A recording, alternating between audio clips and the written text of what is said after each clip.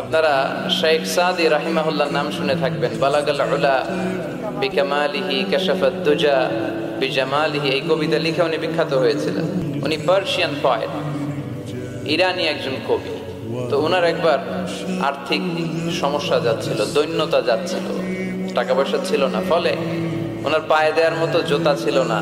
তো খুব আফসোস করতেছে, হায় রে, আমি এত বড় কবি, আমার পায়ে দেওয়ার মতো জুতা নাই।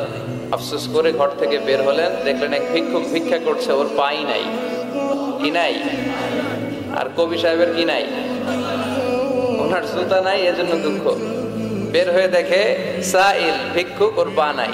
এবার উনি সেজদায় পরে আল্লাহর ডেকে বলে, আল্লাহ শুকর আলহামদুলিল্লাহ, অনেক ভালো আছি, শুকর আলহামদুলিল্লাহ, বেশ ভালো আছি, অনেক সুখে আছি। এজন্য সুখ হচ্ছে আলহামদুলিল্লাহর ভিতরে। সুখ আছে কিসের ভিতরে? যে কোনো পরিস্থিতিতে আমরা থাকি না কেন, বিপদে আপদে, সকালে বিকালে,